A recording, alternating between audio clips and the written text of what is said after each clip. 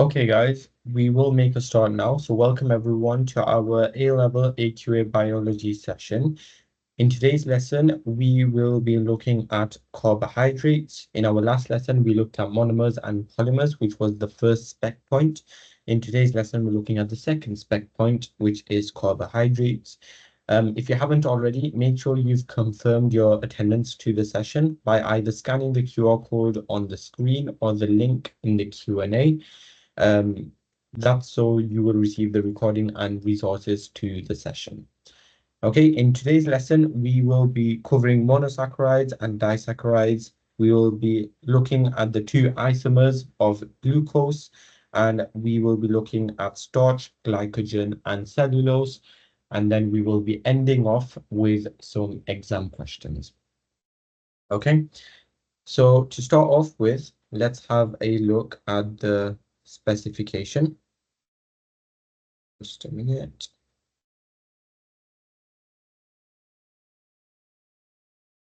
Okay, so this is what the specification states, and we are going to be covering all of this apart from this final sort of spec point over here, which is about biochemical tests. We will be covering that in a later session. Okay, but apart from that, we will be looking at the whole of carbohydrates. Okay, so we're going to start off by looking at monosaccharides. Now, remember, if you have any questions, just leave them in the Q&A and I will get back to them as soon as possible. We're going to start off by looking at monosaccharides.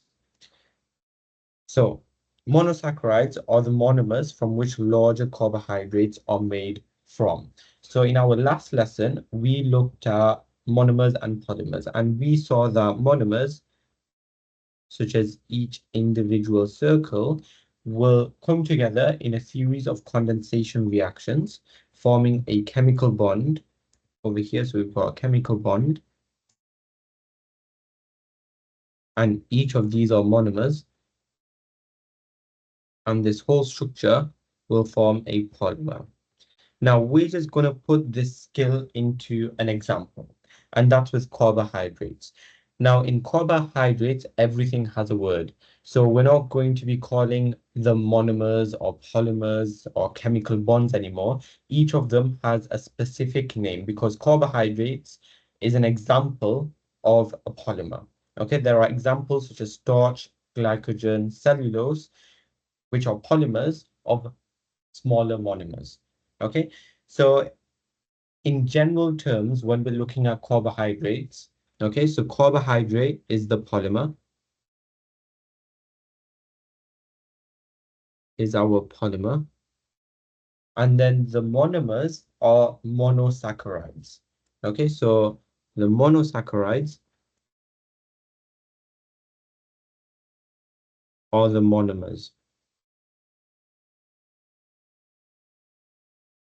Okay, and this is what we're going to be learning in today's lesson. We're going to start off by looking at these monosaccharides. So monosaccharides are the monomers from which larger carbohydrates are made from. Okay, we looked at monomers in our last lesson. Glucose, galactose, and fructose are common monosaccharides. So monosaccharides is the generic name.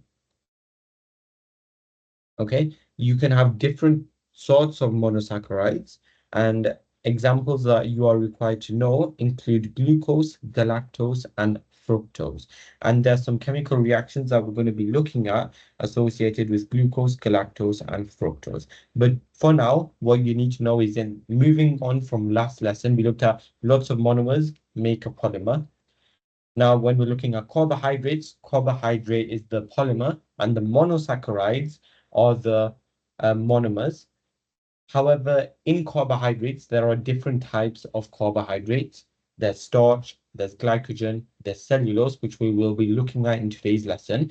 And each of those polymers are made up of different monomers. And those different monomers, known as monosaccharides, because we're talking about carbohydrates, they are known as glucose, galactose, and fructose. Okay, so if we, not that, if we Look at what's next. We looked at this in our last lesson. That's why I've just sort of marked it in red. Okay, a condensation reaction between two monosaccharides forms a glycosidic bond. So we saw that just now we had a chain of monomers, such as this, and we saw that we were forming a chemical bond. Now, when we're talking about carbohydrates, we need to name the chemical bond. We already know that when two monomers join together, we got a condensation reaction, which means a H2O is released. Okay, in order for that chemical bond to be formed. But in carbohydrates, we need to name that chemical bond. That chemical bond is known as a glycosidic bond. Okay, that's the name of that chemical bond. Okay, so what we've looked at so far, just to reiterate, because it's really important that you understand the basics. Last lesson, we just had simple monomers. We didn't look at any examples. We just had simple monomers. And then we saw that this structure of monomers forms a polymer. Okay. Now, all we've done in this lesson so far is we've got an example of carbohydrates. So an example of a polymer is carbohydrates. And when we're talking about carbohydrates, the monomer is monosaccharides. They have just come together. Many monosaccharides have come together to form the carbohydrate. Okay. And disaccharides, that's what we're looking at now. Disaccharides, di means two. As we go over here, di means two. So that means that when we have two monosaccharides, only two monosaccharides, we can call that a disaccharide. Okay, so this is a polysaccharide because it's a polymer. Okay, we can call this a polysaccharide. However, when you only have two monomers, which are joined together like that, same thing happens over here. We've got a condensation reaction. We've formed a glycosidic bond.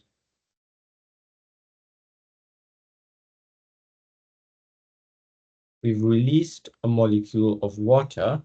However, the name of this, because there's two monomers, only two monomers, it's called a disaccharide. Okay? So at the moment, we're taking it step by step. We've come to disaccharides, and that's what you basically need to know about sort of monosaccharides and disaccharides to start off with. Okay? And I'm taking it slow for anyone who wants to make any notes as well as we go along the way. Okay, now disaccharides. There are three chemical reactions that you need to know. So we know that disaccharides are formed from the condensation reaction between two monosaccharides. Let me just write that down again. So we know that disaccharides are formed from the condensation reaction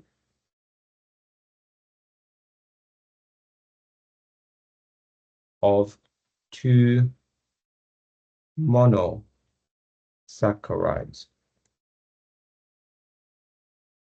Okay, now each of these disaccharides also has a name.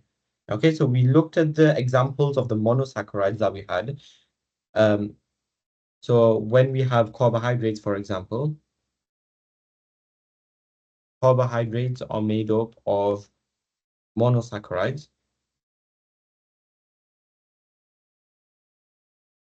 And the types of monosaccharides that you are meant to know for your specification include glucose,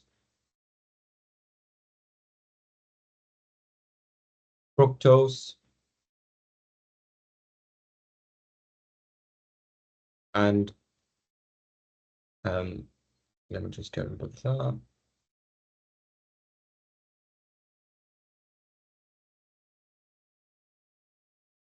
Okay, never mind.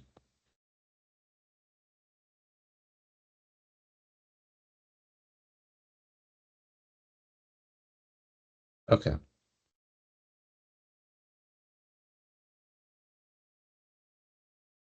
So we've got glucose, we've got fructose, and we've got galactose.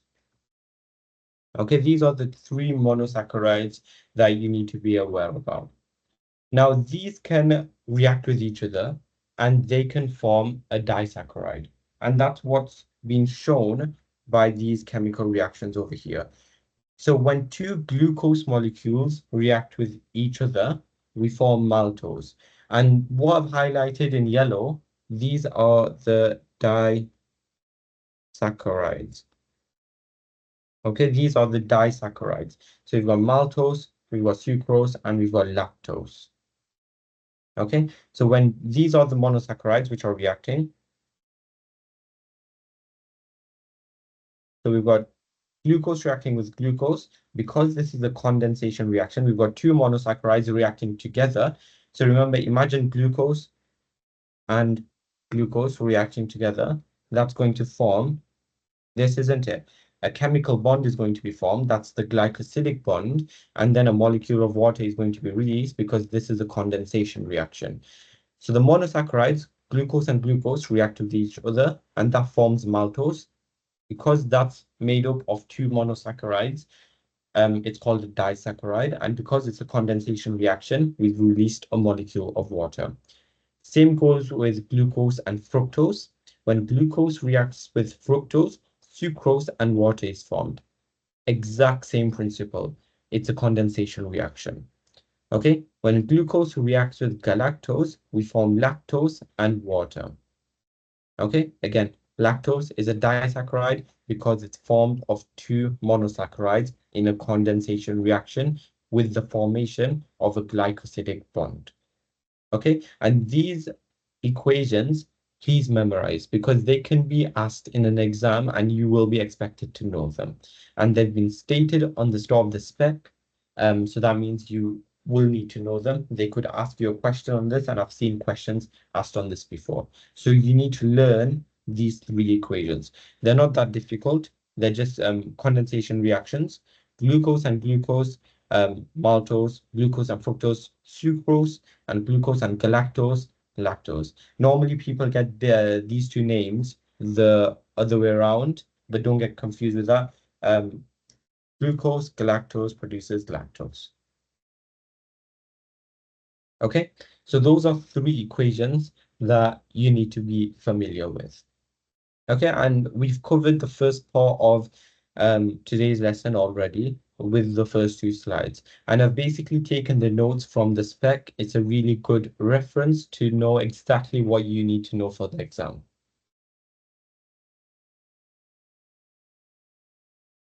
Okay, so just to reiterate, monomers make up polymers. If we're looking at carbohydrates as an example, carbohydrate is the polymer. Monosaccharides are the monomer. There are many types of monosaccharides, such as glucose, galactose, and fructose. They can react with each other in a condensation reaction to form a polymer. When we have two monosaccharides which react with each other, they will form a glycosidic bond, take part in a condensation reaction, releasing a molecule of water, and they are what they form, the product that they form is known as a disaccharide.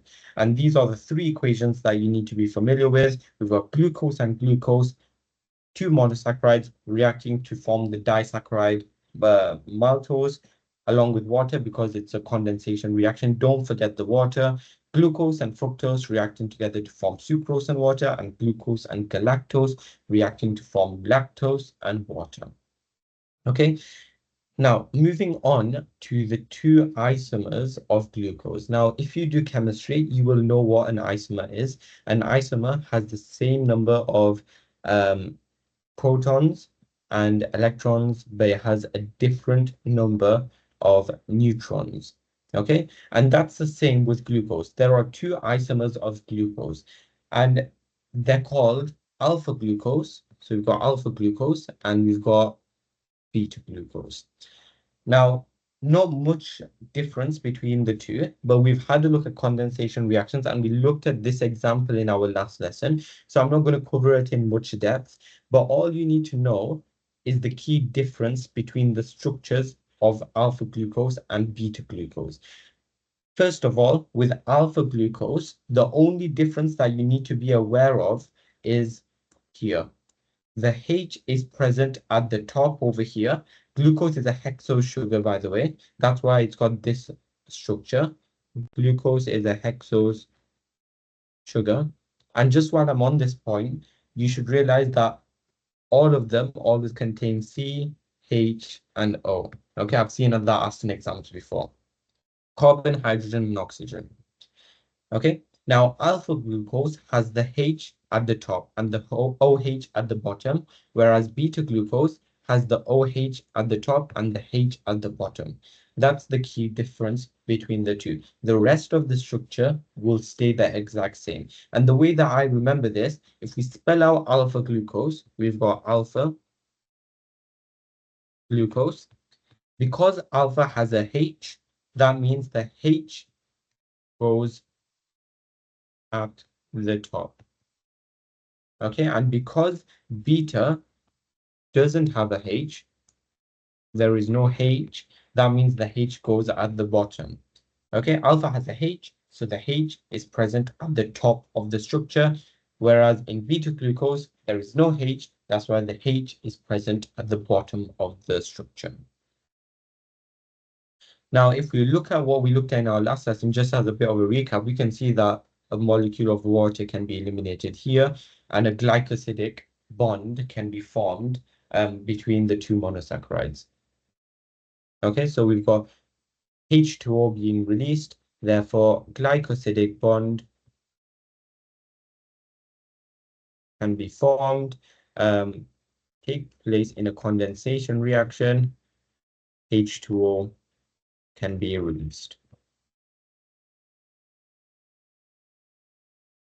Okay, so just bear that in mind. Okay, I'm not going to cover the condensation reactions as I've dedicated a whole lesson to it. You can check the recording to that lesson out if you haven't already or you're struggling with it. But I just wanted to introduce the two isomers of glucose. These are two different structures of glucose. They're mostly the same. However, the H is in a different position. In alpha glucose, because alpha has a H, the H is present at the top. Whereas in beta glucose, the H, it doesn't have a H, so the H is present at the bottom. Okay.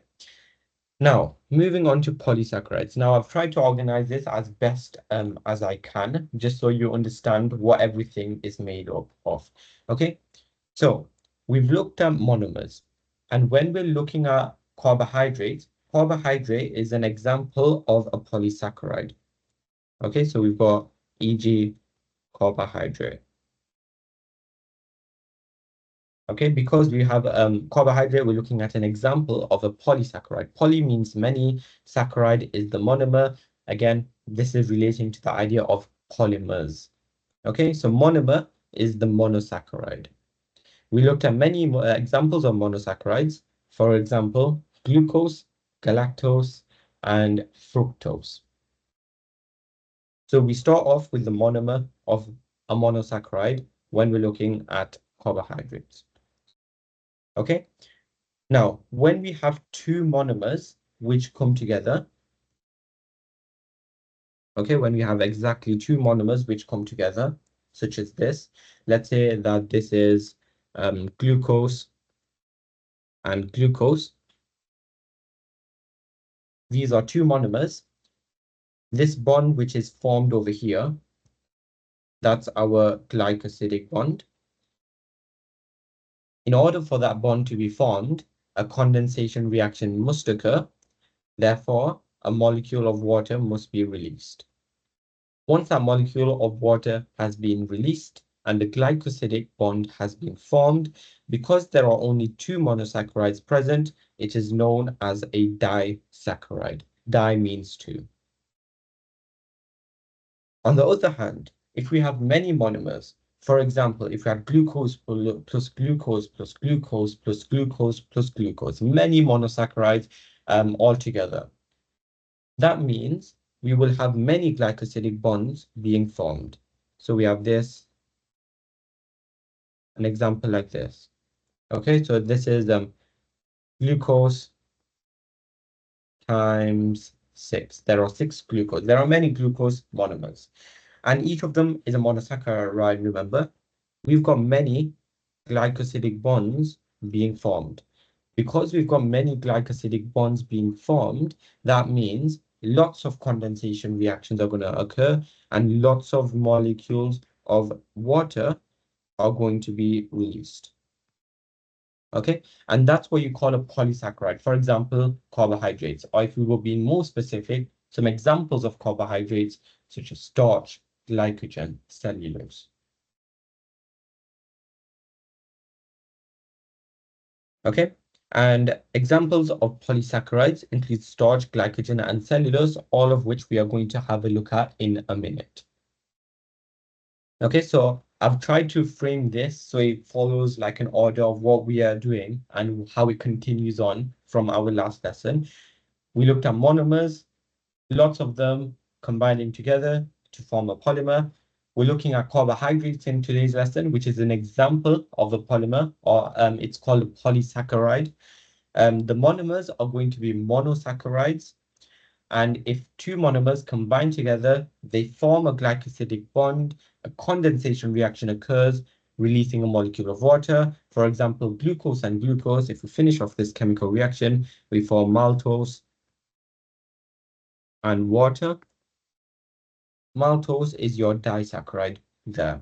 If you have many monomers, for example, 6 glucose monomers, we know that many glycosidic bonds are going to be formed. If many bonds are being formed, lots of condensation reactions will occur, and then many molecules of water will be released.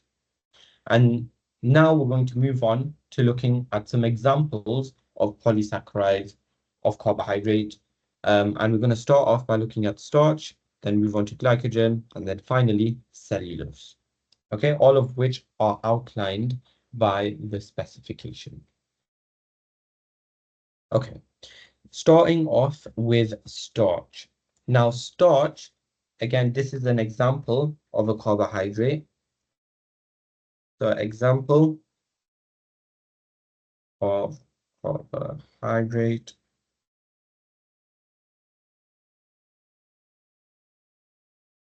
Okay, it is formed from two polymers of alpha glucose, amylose, and amylopectin. Now, this is where I've put in the table. Okay, now amylose and amylopectin are two polymers of alpha glucose. Remember, we looked at alpha glucose as being a monosaccharide. Okay, and the monosaccharide itself can be of two forms.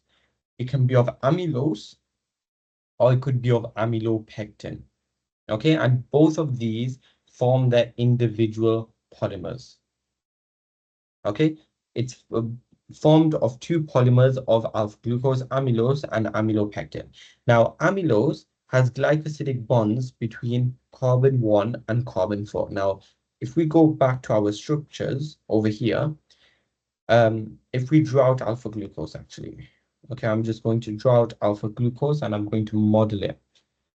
Okay, so we've got alpha glucose, right?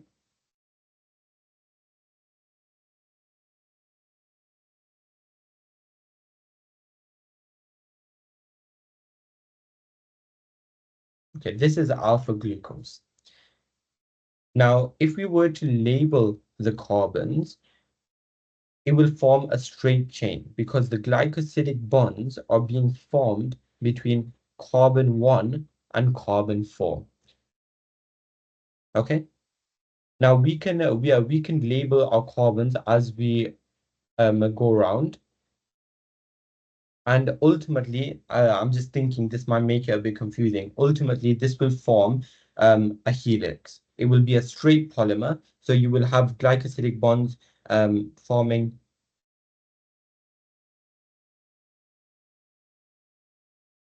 Here. Ultimately, what you will see is that if I was to model this as a circle, you will form a straight polymer which can be bent into a helix.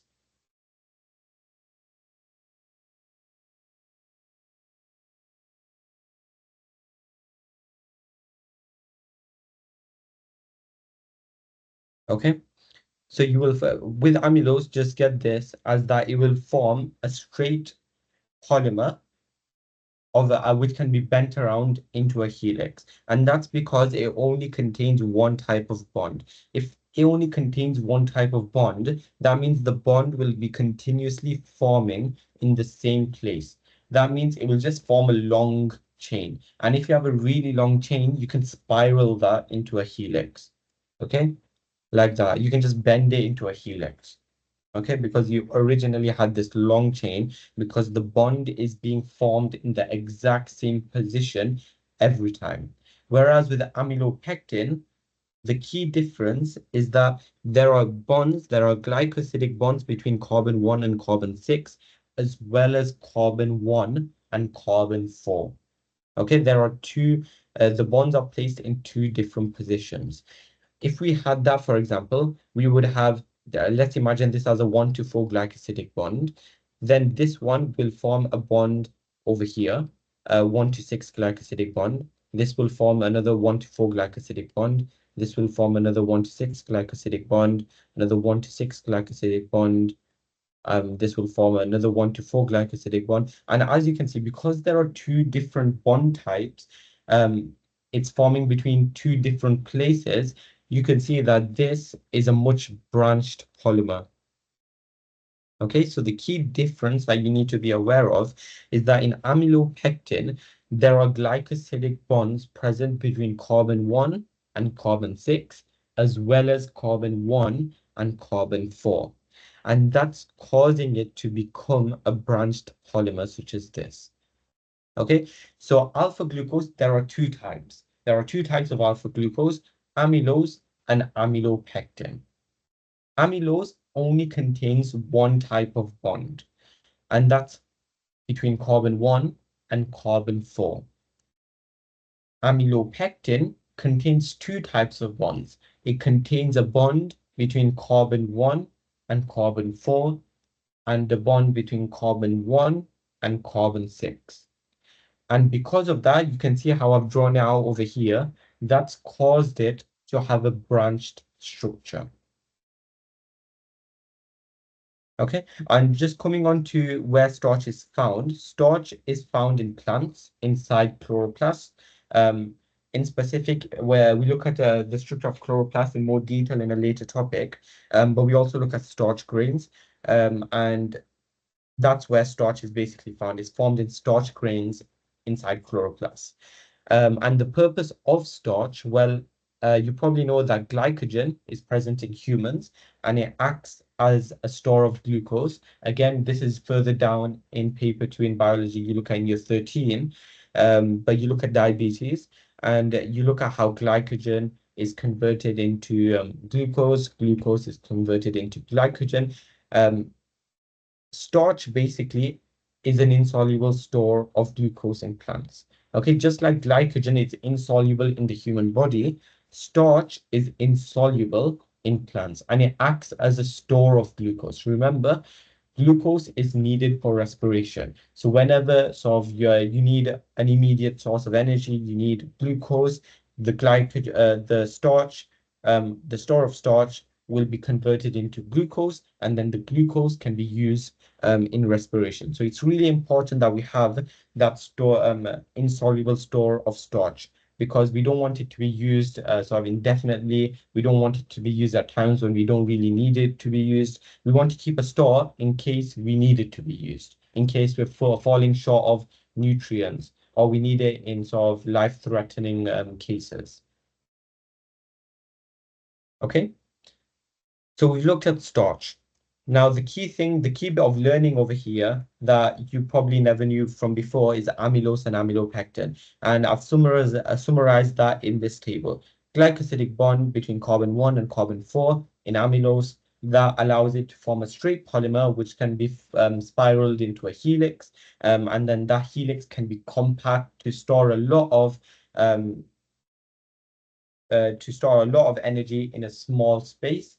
Amylopectin has two types of bonds between carbon 1, carbon 4, and carbon 1 and carbon 6.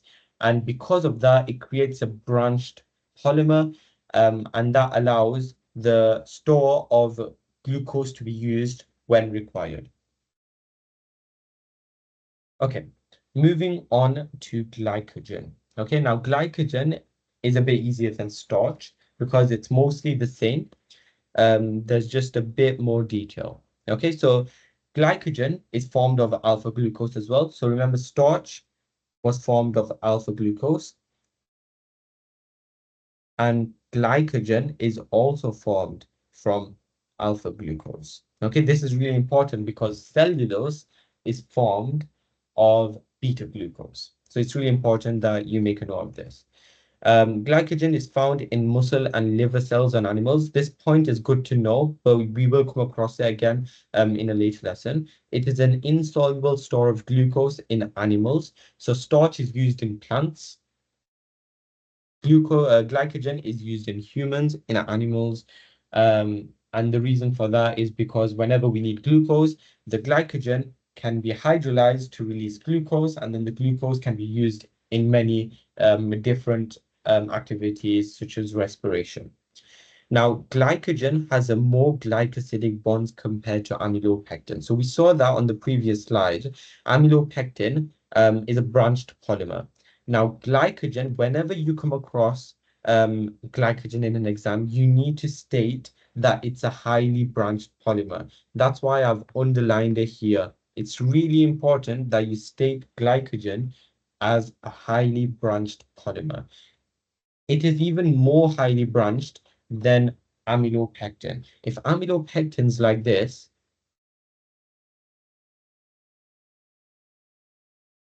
like that, then glycogen is going to be like this.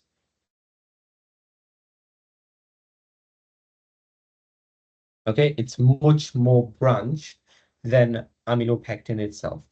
Whenever anything is branched, that has one advantage. And that advantage is that it can be compacted easily. Because this branch structure, imagine we had this branched structure over here, and we had a straight chain over here. Okay, now as you can see, this branch structure can be compact much more easily than this long structure over here.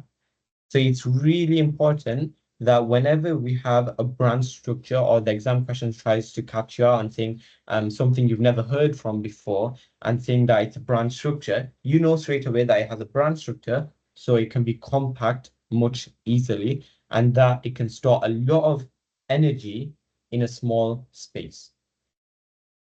Okay, and glycogen contains 1 to 4 amylose glycosidic bonds, which is what amylose has. Amylose has 1 to 4 glycosidic bonds, and many amylopectin glycosidic bonds. So many 1 to 4 and 1 to 6 glycosidic bonds. So it contains a mixture of both, but it's much more branched than starch. It's much more branched than amylopectin. Okay, because amylopectin, it contains many of those bonds. Okay, and then finally looking at cellulose. Okay, now cellulose is a bit different. Cellulose is formed from beta glucose. Okay, that's the monomer of cellulose. It is formed from beta glucose, unlike starch and glycogen, which are both formed from polymers of alpha glucose. Now, recap from GCSE, cellulose is found in the cell wall of plant cells. Okay, I'm not going to cover that point in much more detail because it's something you should already know from GCSE. You should also know the next point from GCSE. It provides structural strength to the cell wall. Okay, again, not going to cover that. You should know it from GCSE. Now, the next part, it contains only 1 to 4 glycosidic bonds. Okay, which means that it's not going to be branched because it only contains one type of bond, only between carbon 1 and carbon 4. Because it only contains one type of bond, that means it's going to form a straight polymer. Okay, it's not going to be branched. It's going to form a long, straight polymer. Now, collectively, you can have lots of these straight polymers lined up in parallel to each other. So we've got one chain there, we can have another chain. Okay, we've got another chain, and I'm going to draw another chain as well. Okay, now each of these circles are representing beta glucose, and we've got many straight chains lining up parallel to each other. And they are held in place by what you call hydrogen bonds. Now, you should be familiar with hydrogen bonds if you do chemistry, but basically hydrogen bonds is a type of bond, essentially. And it occurs between the hydrogen of one sort of molecule and the either oxygen, nitrogen, or fluorine of another molecule. Okay, so the hydrogen bonds are going to be occurring between the O and the H of the two beta glucose molecules in this case. Okay, now these straight chains, because they're formed of beta glucose, we've got loads of these straight chains and they're going to line up parallel to each other. And this structure that is formed, held by hydrogen bonds, each of these is showing a hydrogen bond. This structure that is formed is known as fibril. Okay, and that's basically the structure of cellulose. Around a plant cell, you will have a cell wall, and the cell wall is made up of cellulose, and the cellulose is made up of this. This is what cellulose is basically made up of. Okay, beta glucose joined together, condensation reaction, glycosidic bonds being formed, long straight polymers line up on top of each other, held together by hydrogen bonds, forming a fibril structure, and that collectively provides energy. Wait, where is the energy coming from? The energy is actually the strength, the collective strength of the cellulose. Where is it coming from? So we've seen that cellulose provides structural strength in plant cell walls. However, where is that strength actually coming from? It's coming from these hydrogen bonds. Okay, now as you can see, we've drawn so many hydrogen bonds over here. Okay, you can see that there are so many hydrogen bonds that I've drawn in this diagram. And in reality, there's many more than that. I've just drawn a small part of it. Okay, and the reason why a lot of strength is present is basically because hydrogen bonds are actually quite weak. But because there are so many of these hydrogen bonds, they can collectively provide a stiff structure to the cell wall. Okay, because there are lots of hydrogen bonds. So there are lots of H bonds, therefore they provide collectively a lot of strength to the cell wall.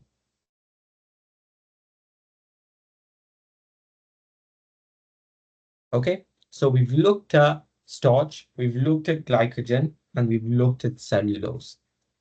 Okay, if I was to reiterate, we've got starch, which is formed from two polymers of alpha glucose, amylose and amylopectin. Same with glycogen.